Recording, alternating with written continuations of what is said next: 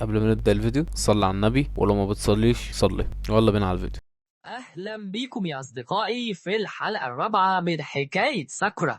لو فاتتك الأجزاء القديمة ارجع شوفها بسرعة عشان بتكون مهمة جدا، وطبعا ما تنسوش تشتركوا في القناة وتوصلوا الفيديو ده ل10,000 لايك عشان ننزل بقية الحلقات بسرعة. ومن غير ما أطول عليكم ما تنسوش تصلوا على الحبيب، ويلا بينا نبدأ حكايتنا. شفنا في الحلقة اللي فاتت خناقة ساكورا مع سوبوشيتا، ولكن بيقاطعهم رئيس مجلس الطلبة أوميميا وهو بيرحب بكل الطلاب الجداد في المدرسة. وأوميميا ده من الآخر كده بيكون أقوى واحد في المدرسة. ولكن بعد ما الخناقة بتنتهي بيجي هنا الواد هيراجي، واحد من ال4 قياديين اللي موجودين في المدرسة، وبيقسم الفصل لمجموعات، كل مجموعة بيكون فيها 4 طلاب وقائد، وهيراجي بيكون قائد مجموعة ساكورا اللي بيروحوا للمدينة عشان يشرفوا عليها ويحموها من البلطجية. وأثناء ما ساكورا بيتمشى مع المجموعة بتاعته بيوصلوا كده لمكان تحت الكوبري بيكون تبع مجموعة اسمها مجموعة الأسود. والمجموعة دي كده من الآخر يا عزيزي المشاهد بتكون مجموعة قوية جدا، مش بتمشي ورا أي قانون، وأي حد بيقرب من المنطقة بتاعتهم بيبهدلوه حرفيا. ولكن الكلام ده مش بينفع مع بطلنا ساكورا وسوكوشيتا اللي بيدخلوا المنطقة دي عشان ينقذوا واحد صاحبهم في المدرسة، وده طبعا بيتسبب في مشكلة كبيرة جدا. وكمان بيظهر نائب القائد لمجموعة الأسود توجامي، وساكورا مش بيتعلم من أخطائه وبيروح عشان يستفزه بالكلام، لدرجة إن الكلام فعلا بيضايق توجامي جدا. وبيقول لساكورا أنا خلاص قررت في المكان اللي أنا هعجنك فيه أنت وصحابك يالا. وبعد ما توجامي ومجموعة الأسود بتمشي، هيراجي بيقول لهم إحنا دلوقتي بنكون في مشكلة كبيرة جدا على فكرة، والشخص الوحيد اللي يقدر يساعدنا هو رئيس مجلس الطلبة هاشمي. ولكن المشكلة هنا إن لما ساكورا وأصحابه بيروحوا عشان يقابلوه بياخدوا بالهم إن شكله كده بيكون عيل كحيان وهبل وعمال يزرع شجر على سطوح المدرسة. هيراجي هنا بيروح يكلم هاشمي وبيقول له يا قائد احنا دلوقتي بنكون في مشكلة كبيرة جدا، وهاشمي بيرد عليه وبيقول له ما تقلقش انا عارف كل حاجة. وساكورا هنا بيكون مستغرب وبيقول هو مين قال للراجل ده عن الموضوع بتاعنا؟ ولكن في الحقيقة هاشمي مش بيكون عارف اي حاجة اساسا، وبيقول لهم يا جماعة انا عارف كويس ان عدد البذور قليل جدا في الشجرة، ومن الواضح كده ان دماغه بتكون في حتة تانية خالص، وبيقعد يقترح عليهم طرق لزراعة الشجر. وساكورا هنا بيقول لهم مين المتخلف اللي انتوا جايبينه لنا ده؟ فين القائد هاشمي الحقيقي؟ فبيجي هنا سوبوشيتا بيمسك في ساكورا وبيقول له هو ده القائد هاشمي الحقيقي، اوعى تغلط فيه. والاتنين هنا بيبدأوا يتخانقوا للمرة المليون، لحد ما بيجي هاشمي بيقول لهم كفاية خناقة،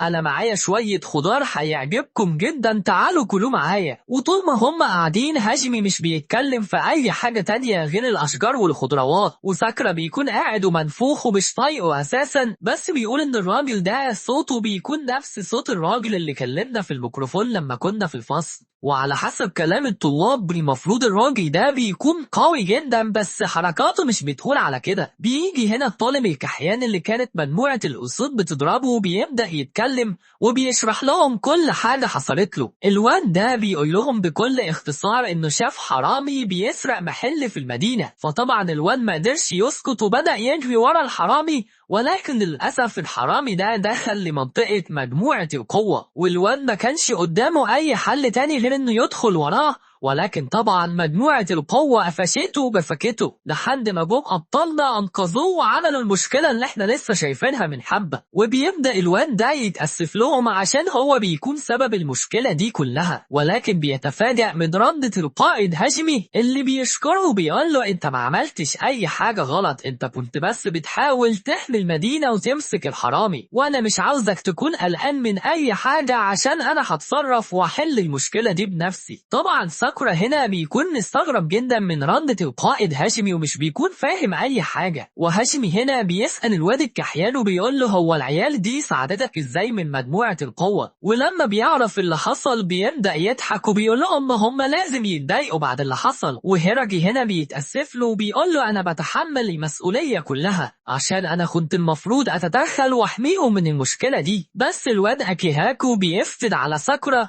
وبيقول له المشكلة كانت هتعدي لولا ان ساكورا بدأ يتخانق مع نائب القائد، وساكورا بيقول له خليك ساكت وما تقولش اي معلومات ملهاش لازمة لو سمحت. وبيبدأ هنا ساكورا يتحجج يا هاجمي وبيقول له ان العيال دي كانت مستفزة الصراحة وعمالة تتنمر عليا، وكل اللي انا قلته انهم بيكونوا مثيرين للشفقة. هاجمي هنا بيبدأ يقرب من ساكورا وساكورا بيحسبه انه جاي يضربه، ولكن بيتفاجأ ان هاجمي بيحط ايده على دماغه وبيقول له انا كمان شايفهم في الفترة الأخيرة بقوا مثيرين للشفقة جدا على فكرة. وكمان بيشكر ساكورا عشان هو تدخل وقام بحماية واحد من الطلاب اللي في المدرسة بتاعته. وساكورا هنا بيستغرب جدا من ردة فعله وبيبدأ يشعر بشعور غريب جدا، وبيقول أنا بدأت أفهم ليه الناس اللي في المدرسة هنا بتحترمه، عشان إنك مجرد تكون جنبه بتبدأ تشعر بالأمان. ولكن طبعا الحركات دي بتخلي ساكورا محرج جدا وبيبعد ايده وبيبدأ يزعق ويلطش في كل مكان لحد ما بيجي تليفون لهيراجي من واحد صاحبه وبيطلب منه المساعدة والنجدة، عشان من الواضح كده ان مجموعة الأسود بدأت تتحرك. ومرة واحدة كلهم بيسمعوا صوت واحد عمال ينادي عليهم بالميكروفون، ماسك في ايده واحد من الطلاب مسح بكرامته الارض وضرب عيال كتير جدا حواليه، وهو عمال ينادي على هاجمي وبيقول له ما تنزل لي نتخانق شويه. واكيهاكو الكحيان بياخد باله ان الراجل ده بيكون قائد مجموعه الاسود، فساكورا هنا بيكون متحمس جدا وبيقول ان ده معناه ان الراجل ده اقوى من الواد توجامي بكتير، وبيكون متحمس انه يتعارك معاه. ولكن مرة واحدة بيشعر بطاقة غريبة جدا جاية من وراه، وبنشوف هنا هاجمي وهو بيلبس الجاكيت بتاعه ورايح للقائد وبيكون في قمة العصبية من اللي حصل. ساكورا هنا وأصدقائه بيبدأوا يجروا وراه عشان يساعدوه، ولكن هاجمي بيأمرهم انهم يقفوا في مكانهم وما يتحركوش، وكلام زي ده ما بيعجبش ساكورا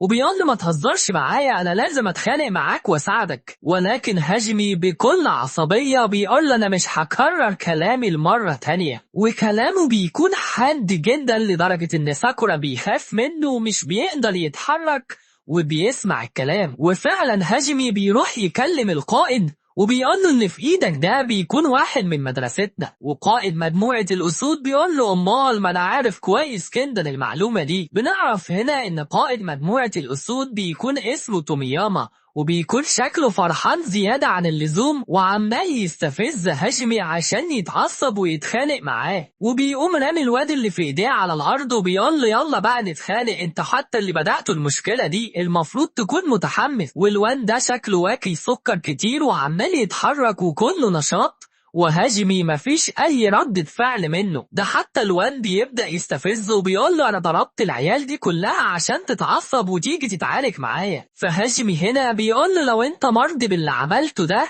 فامشي من هنا فورا واحنا كده هنكون متعادلين. ولكن لو عاوز يتخانق ومن اللما كان بيقوم ضارب هاجمي شلوط جامد جدا في وشه، بس الحركات دي مش بتنفع على هاجمي اللي بيمسك رجليه قبل ما تضربه، والواد على طول بيقوم راجع على ورا وبيقول لهاجمي انا اللي بدأت المرة دي اهو، تعالى بقى وخد حقك مني. هاجمي هنا بيقول له انت في حاجة في دماغك ولا ايه؟ انت ليه عاوز تتعارك قوي كده؟ والواد بيقول له انا مش عاوز اتخانق وخلاص، انا عاوز اتخانق معاك انت بس، عشان من ساعة ما هاجمي بقى رقم واحد في المدرسة وهو بطل يتخانق وبقى مستمتع جدا بوقته. ويا عيني الواد تومياما قاعد لوحده زهقان ومش لاقي اي حد قوي يتخانق معاه. وهاجمي هنا بيقول له يا عيني يا ابني اكيد الدنيا صعبة جدا عندك دلوقتي. وتومياما مش فاهم اي حاجة وبيقول له يا اسطى انت بتقول ايه بالظبط؟ والاتنين هنا بيقعدوا يقولوا كلام غريب الصراحة لحد ما بتوصل بقية مجموعة الاسود اللي بتقطع كلامهم. ونائب القائد توجامي هنا بيبدأ يستهزئ بهاجمي ويتنمر عليه بكلام مش كويس، وحاجة زي دي بتعصب ساكورا وأبطالنا اللي بيدخلوا ويقفوا جنب قائدهم. هاجمي هنا بيقول لساكورا مش أنا قلت لك ما تتحركوش من مكانكو؟ ولكن ساكورا بيقول أنا مش هقف واسيبك تتعارك مع كل دول لوحدك،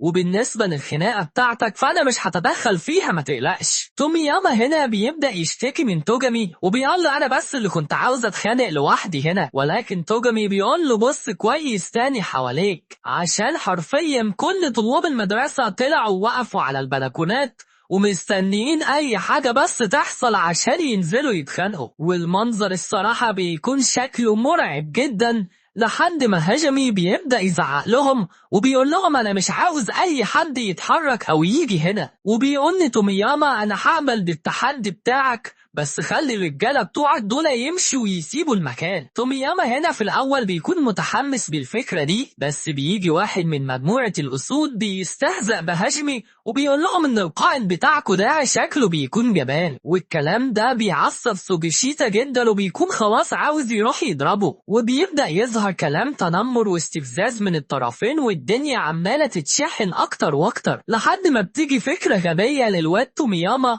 وبيقول لهم إيه رأيكم إن إحنا كلنا نتعارك مع بعض. هاجمي هنا بيكون مستغرب وبيقول له قصدك إيه بالكلام ده؟ فتومياما هنا بيقول له ما تقلقش، هي مش هتكون خناقة عشوائية، إحنا هنعملها كده زي البطولة، مجموعة من عندكم ضد مجموعة من عندنا، ونشوف في الآخر مين هو الكسبان. ورغم إن الفكرة دي مش بتعجب هاجمي خالص، إلا إنها بتعجب ساكورا وبقية أصحابه جدا، وفعلا هاجمي مش بيكون قدامه أي حل تاني غير إنه يوافق، وبيتم اختيار شوية ناس من مجموعة الأسود عشان يحاربوا مجموعة ساكورا وأصحابه. وبعد ما بيحددوا خلاص مين هيتخانق مع مين، بيحددوا كمان ميعاد ومكان المنافسة اللي هتكون بكرة عند الكوبري اللي هم اتقابلوا فيه لأول مرة. وبعد الحوارات دي كلها، بعد ما المدرسة تخلص والكلام ده كله، أبطالنا بيروحوا لمحل البنت كوتوها عشان يستريحوا ويسترخوا شوية قبل الخناقة بتاعت بكرة. والواد أكيهاكو الكحيان طبعا طول الفترة دي عمال يترعب ويرتعش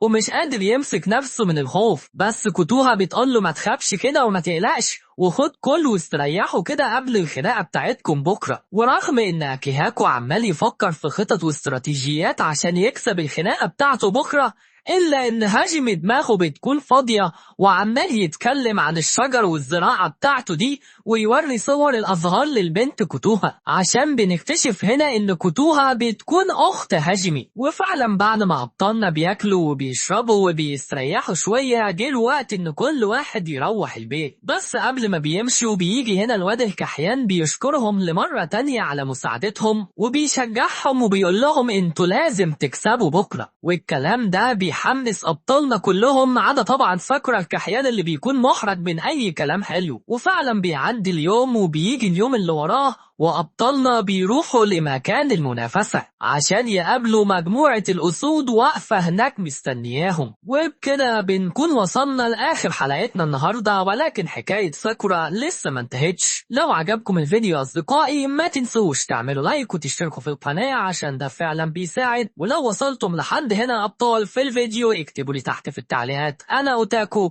عشان أعرف إنك شفت الفيديو كله. Don't you think we're done?